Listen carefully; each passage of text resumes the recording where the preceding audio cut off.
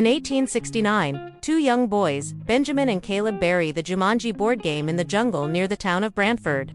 The board game starts attracting attention to itself by emitting sounds of drums beating. The boys fear that one day the board game might be dug up and someone could start playing and are horrified by the prospect. In Brantford, 1969, a young Alan Parrish, Robin Williams, is son of Sam Jonathan Hyde, owner of Parrish Shoes. Carl David Allen Grier is a worker at Sam's shoe factory and has been working on a new design of shoes for over a year now. The shoes are far ahead of their times, and Carl reckons that if he can get a sports personality to endorse it, everybody in America will want a pair. Alan inadvertently damages the shoe after misplacing it on a conveyor belt, just as Sam gives Alan advice about facing what he is afraid of. The machine is also damaged in the accident. Sam demands to know who is responsible for the incident. Carl takes responsibility and is dismissed. One day, Alan escapes a group of bullies led by Billy Jessup. One of them demands that Alan stay away from his girlfriend. Alan claims that he and the bully's girlfriend are just friends, but this just leads to them beating up Alan. After Billy and the bullies accost Alan and steal his bicycle, Alan hears a beating drum near a construction site that draws him to a box with a wooden board game, Jumanji, which was buried 100 years earlier, and brings it home. Alan takes the game home and opens it up. The two pieces he picks automatically place themselves on the board, waiting for the dice to be rolled. Alan is then interrupted by his parents. That evening, Alan's parents are going out to an event. Alan's mother has told his father that there are multiple bullies, and Alan's father tells Alan that he is proud of him for standing up to them as he did. Sam and Alan are having issues, as Sam is sending Alan to boys' school. Alan grows indignant at being forced into doing something he doesn't want to do, and he and his father part ways for the night in anger. Alan finds Sarah Whittle, Bonnie Hunt, Bully's girlfriend, at his doorstep. Sarah had brought his bike back, which the bully had taken. She inadvertently rolls the dice on the board game, and the pieces move on their own. Noises come from fireplace, which indicate the presence of bats. With each dice roll, the game pieces move by themselves, and a cryptic message describing the roll's outcome appears in the crystal ball at the center of the board. Alan rolls and gets in the jungle. You must wait. Until the dice read 5 or 8, Sarah watches Alan being sucked into the game as bats fly out of the fireplace. She runs in complete panic and is traumatized by this incident. 26 years later, Nora Shepherd Beebe Newworth moves into the Parrish mansion with her niece and nephew, Judy Kirsten Dunst, and Peter Bradley Pierce. Nora plans to convert the mansion into a bed and breakfast. Judy and Peter, as parents, were killed in a car accident the previous winter on a ski trip in Canada. Judy has developed a penchant for concocting ridiculous lies, while Peter has coped by becoming quiet and withdrawn. Judy and Peter find bats in the attic and call the exterminator James handy the next day. The exterminator says that a girl in the 60s claimed to have seen the same kind of bat as Judy saw. Before he leaves, the exterminator tells the kids a story that he believes the owner of the house murdered his son Alan, dismembered his body, and hid the remains in the walls of the mansion. Judy and Peter find the game and start playing. Two remaining pieces in the board game automatically place themselves on the starting time. Their rolls summon giant mosquitoes and a troop of monkeys. The game says that everything will return to normal once the game is over and you call out its name, Jumanji, so they continue playing. Peter rolls a 5 and that brings Alan back, now 40. Alan helps Judy and Peter deal with the lion, mosquitoes and monkeys unleashed by Jumanji. Judy informs him that it is 1995 and that everybody thought that Alan was dead. They hijack policeman Carl S. car to go to Sam's factory, and find that Sam and his mother, Carol Patricia Clarkson, are dead, and the factory shut down.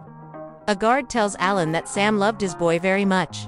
Once he went missing, Sam put all his time and money into finding him, and even stopped coming to work.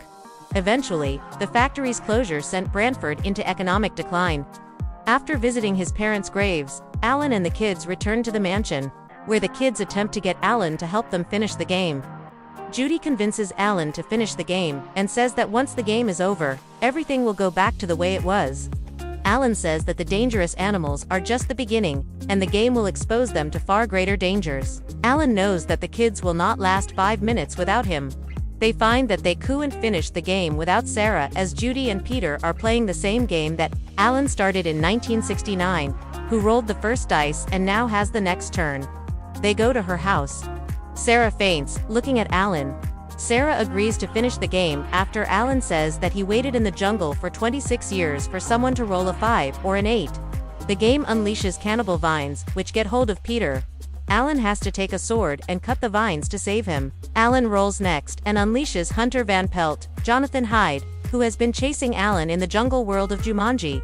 Alan has to run away to escape Van Pelt, who will not stop shooting at Alan. Jumanji has created Van Pelt by patterning him after Alan's father, Sam Parrish. He seems only interested in hunting Alan to death and screams at him for being a sniveling yellow coward for not facing Van Pelt and his gun. Once again, an exaggerated nightmare conjuring of Sam Parrish. Alan circles around the block and enters Sarah's house again. Judy rolls next and unleashes a herd of rhinos, elephants and zebras that run through Sarah's house. The roll also summons several pelicans, one of which steals the game. Carl arrests Alan as he suspects that Alan has something to do with all the weird things going on in town. Alan allows himself to be arrested as he can sense that Van Pelt has his gun locked on him. Alan convinces Carl to trust him and tells him that he knows that Carl used to work for Sam at Parrish Shoes. Alan tells Carl that he is the lost Alan, and that he was responsible for destroying Carl's prototype. Alan is released after revealing his identity to Carl and learning about the incident at the shoe factory. Peter retrieves the game from the pelicans. Peter tries to cheat by dropping a particular number and begins turning into a monkey. Alan convinces Carl to help him. Meanwhile, the three have been found again by Van Pelt.